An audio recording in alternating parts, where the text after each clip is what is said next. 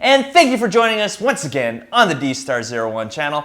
I'm your host, Arafiles, and today I'm introducing a new series called Figuratively Speaking, where I talk about nerd news on action figures and movies and things like that. And today we're going to be talking about the DC Universe in the cinematic universe and how we can save it.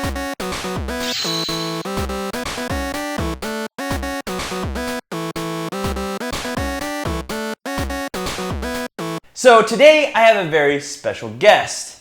No other than my good friend, Rama from Ramasscreen.com. How you doing? Good, Dexter. Thanks for having me. He is a very much a movie blogger. He watches a lot of movies. He knows what's going on in the movie universe and everything like that.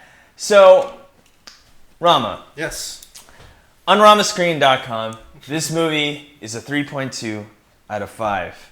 This is supposed to be a pivotal movie in the DC Universe, but it's hated by critics and fans alike. And you loved Man of Steel. Yes, here's the thing. Batman vs. Superman Dawn of Justice was supposed to be the thing, right? People will judge, okay, will Justice League work based on this?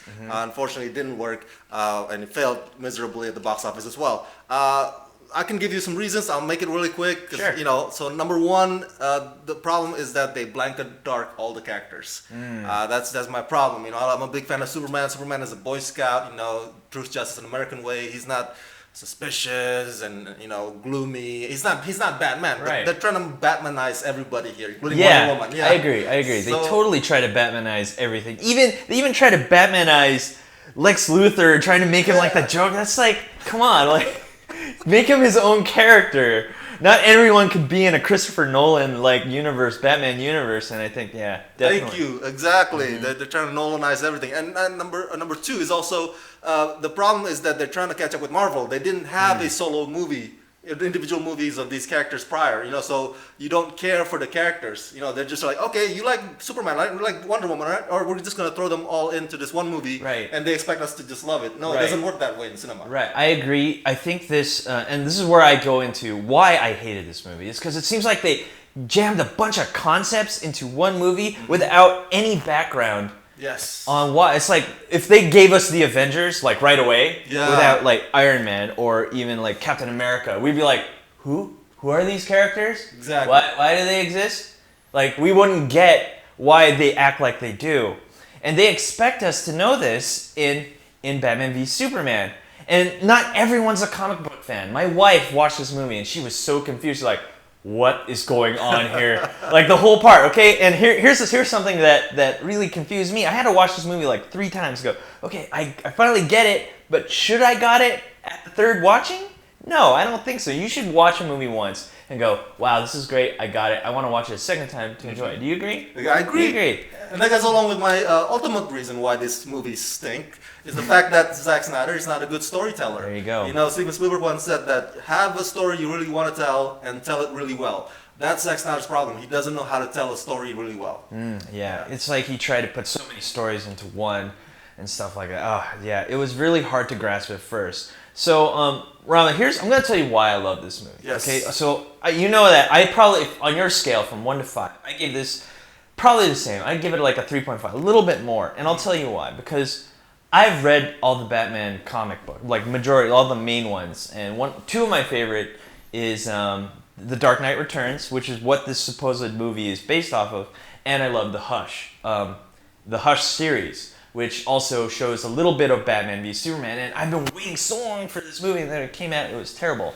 But why I like some of it, and I have here in my notes, when Alfred says, everything has changed. Men fall from the sky, the gods hurl thunderbolts, innocents die. That's how it starts, sir. The fever, the rage. Batman doesn't kill. This guy does not kill. And that's why, when I first saw the movie, I was like, he kills. Oh my goodness, I cringed. I was like, oh hon, I don't want to watch this movie. He's killing people. This is not how we know Batman. But as I watched it as a comic book reader, a comic book fan, it made more sense after the third viewing. And it's because he's threatened by Superman. And he was the top dog. He would all these criminals would be afraid of him. And then all of a sudden Superman comes in and now he feels threatened, and therefore he has to take it up a notch. And that's why I think this film is good in a Batman sense, is because this shows a different side of Batman, which no one in the cinematic universe has ever touched. And unfortunately, we don't get to dive deeper in it because there's so much that could be done in this movie. Like, they show probably Joker killed Robin. Yeah. That's awesome. I was like, whoa, they hint at that, yet we don't get to see it. We don't get to see even a flashback or nothing like that, and I wish they did, because when Joker kills Robin, when I, as a kid, reading Death in the Family, oh my goodness, it was, as a kid I cried, because I loved the Batman and the Robin combo, and then Joker kills him, like, oh man, it doesn't get any better than that, but we don't get to see, we see a glimpse of that, and I really wish they went more into it. But even though it was just a glimpse, I really liked it. I was like, whoa, this is diving deeper into Batman in a comic book sense, but not in a theatrical sense. And another reason why I liked it, now here we go. Let's say it together, Martha. Let's ready? 1, 2, 3. Martha! Why did you say that name? Right? Oh my goodness. Everyone cringed. I cringed. My wife cringed. All my friends cringed. And I was like, oh no. He's talking about his mom. Well, when he said that, okay, let me ask you. When you heard that, when that's supposed to be a pivotal part, a turning point in the movie, what did you think? I did not like that part, to be honest with you. It's like, okay, so they're enemies, and then, oh, we share the same mom's name? Okay, we're friends now. So, I try to go back to like Captain America Civil War, where the reason for the conflict, the cause, is so complex, shades of gray, so nuanced, that anybody could be either good or bad from either side. Whereas this is just so too simplistic for me. Yeah, it's way too simplistic. Yeah. Yeah. At first, like I said, I've watched this a couple times. At first I said, oh, it's so simple. So disagree or agree with me on this one. At that moment, I think Batman saw Superman as not an alien, not someone who could just destroy anything in a blink of an eye, but as a human. And looking at it from that perspective, what do you think? Do you think that this changes this movie just a little bit, enough for you to go, okay, finally, I can see that's actually a good point? Or is that a bad point? What do you think? If he sees him as more than just an alien that just kills anything or can kill anything within a blink of an eye. So instead of now thinking deeper into the Martha, right? And thinking deeper into that, Batman sees him as a human now. Hence the reason why he saves his mom. Yeah. Oh, spoiler alert! Oh, it's too late. Whatever. Everyone's seen this movie. So you made a good point. I think if he sees it from that angle, then there will be some connection, or he can relate to what Superman's going through. Then there won't be enemy anymore. But to add to that, if you don't mind, sure, go for it. You mentioned the second and the third viewing. I loved Man of Steel, the first viewing. So did I. I did too. A lot of people didn't like Man of Steel, but when I first saw it, I was like, this is spectacular. It looks so cool, right? It is really fun to watch. But second and third viewing, I like it less and less. Whoa! Yes, because... From a Superman fan? Exactly. Number one is back to that Boy Scout thing again. They Batmanized the Superman. Number two, back to the Zack Snyder's storyteller. Yeah, there's so many plot holes in Man of Steel. Just like Batman versus Superman, like you said about the Joker killing Robin. Right. Like, okay, unless you're a diehard fan, you wouldn't know. It's like, okay, how did that get there again? Yeah, you're people are like, what? We didn't get to see that. I think Zack Snyder in Man of Steel and Batman vs Superman, he always expects the audience to already know. So that's a mistake. You don't just expect that is the a audience mistake. to already know. Taking my wife into this movie, she had no idea what was going on because she's not a comic book fan, and comic book fans will get this movie, but a mass majority who watch this movie probably aren't. He makes assumptions. Yeah, he makes assumptions. Assumptions is like, bad. Oh, you'll get this. You'll know this. Like, no. Yeah. Show us. I agree, and he just didn't show it. So let's close this up. Rama, you are a movie blogger. You pretty much know the formula, as I said before. Main question of the day: how can we save the DC universe? Oh, number one. Break it down for us. Number one, you gotta fire Zack Snyder. I'm sorry. Unfortunately, he's in charge of Justice League, both movies. Part 1 and 2. He is? Yep. Oh man, I didn't even know that. So the second big thing is to get good writers, because David Goyer is another terrible reason why.